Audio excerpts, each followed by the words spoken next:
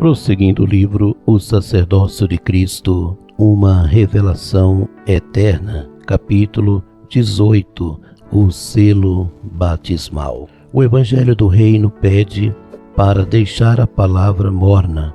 Lá os pregadores arrastam multidões para os próprios desejos. As pessoas, sem sabedoria, cairão nesse triste juízo.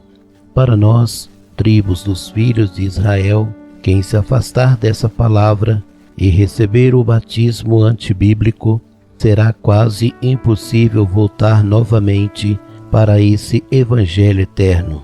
Antes de a Bíblia mencionar o batismo, tal fundamento já existia. Essa prática acontecia no Egito utilizando outro nome, assim era conhecido.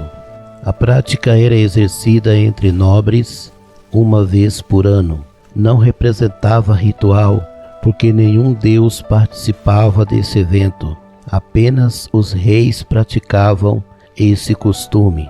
Os tempos foram passando, povos e línguas se estabeleceram para desenvolver culturas artísticas. Em volta do mundo, o batismo acontecia em eventos natalícios de reis. Essa era uma importante prática que se apelidava de mergulho, que mais tarde se chamou batismo. Naquela festa natalícia, tais autoridades eram mergulhadas em água batismal. Os povos previam uma vida longa para o rei, razão desse costume ser recebido em todo o mundo. Muito antes, o antigo Egito não conhecia essa prática. O faraó e nobres entraram nesse rito tempo depois, crendo que também alcançariam prosperidade pela superstição. Moisés estava presente naqueles eventos porque também era um príncipe. Ele sabia que poderia desenrolar algo durante a sua vida. Bem certo que Deus já o preparava para lidar com problemas que viria caminhando para Canaã. Deus instruiu Moisés no palácio, assim também nas construções. Um dia, o príncipe, vendo o oficial maltratar um hebreu, matou aquele homem e o sepultou na areia. Naquela noite acontecia o evento batismal e, aproveitando, partiu para muito longe. Ele não sabia que Deus resgataria Israel da servidão por intermédio dele. Passados 40 anos, Moisés foi visitado por quem ordenou que o povo fosse liberto da mão faraônica. Quando Moisés fugiu, só encontrou sofrimento naquele deserto. Após muito tempo viajando sem água e comida, avistou um vilarejo. Por propósito de Deus, ficou na residência de Jetro, o sacerdote de Midian. Este possuía 7 filhas e lhe entregou Zípora por esposa. Ela, por ser mais velha entre as irmãs, ensinou o jovem pastorear ovelhas. 40 anos se passaram rápido. O profeta pastoreando ovelhas do sogro em Horebe, Deus o mandou voltar ao Egito, pois quem procurava matá-lo estava morto. Moisés não poderia esquecer que Deus lhe dera proteção contra os sanguinários, porque precisava libertar Israel da servidão. Israel alcançou liberdade graças ao Senhor. Moisés recebeu a missão de tirá-lo daquela servidão. Apesar de o profeta possuir planos bons, nunca seriam perfeitos. Deus preparou para o seu povo caminhos que aniquilariam o faraó e a sua equipe. Rotas difíceis glorificam a Deus. Por isso aquele povo passou no Mar Vermelho, aberto e fechado pelo próprio Deus. Quando Moisés executava seus planos, Deus dizia ter tudo preparado e precisava acreditar de coração. Apenas isso fizera vencer o tirano que desejava massacrá-los. Israel caminhava sentido o mar vermelho e o Eterno controlava tudo. Embora parecesse estranho, para o Senhor estava correto. Os hebreus também precisavam ser batizados, lembrando que isso era comum entre nobres. Ali comemoravam aniversários de reis. No momento certo, Moisés avisa o povo que será batizado no mar. O profeta sabia que levaria tempo, mas nada questionou, porque precisava obedecer a Deus.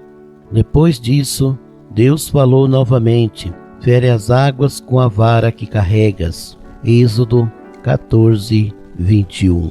Então Moisés estendeu a sua mão sobre o mar, e o Senhor fez retirar o mar por um forte vento oriental toda aquela noite. Então o mar tornou-se seco e as águas foram partidas.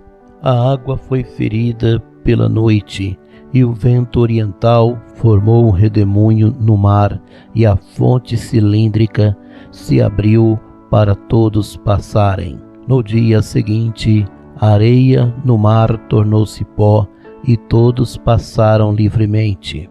As paredes, naquele vácuo, pareciam vidro.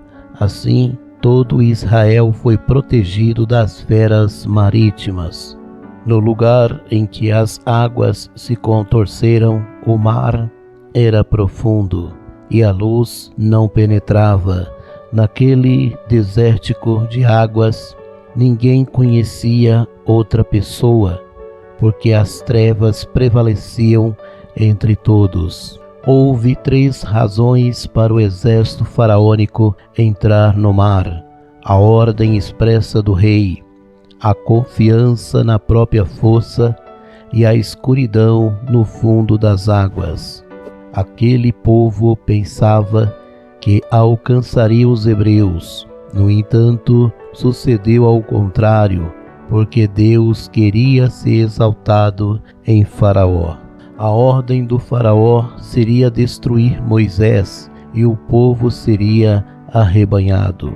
O comandante egípcio acreditava que o profeta ficaria para trás. Com essa atitude, esquecera de que Deus controlava tudo e todos. Ao atravessar o mar, que possuía paredes de ambos lados, foram batizados. O batismo era necessário para vir a dispensação dos mandamentos que Deus já preparava no Sinai. Ainda falando sobre batismo, José, na dispensação anterior, antes de se tornar escravo no Egito, passou a noite no poço, preso pelos irmãos. Eles o tamparam para ninguém o ouvir pedindo socorro. Isto também simbolizou o batismo, porque diriam ao pai que uma fera o havia devorado. Após pernoitar no poço, o venderam para mercadores ismaelitas que o negociaram no Egito. Esse evento também representou o batismo para Israel prevalecer em terra estrangeira.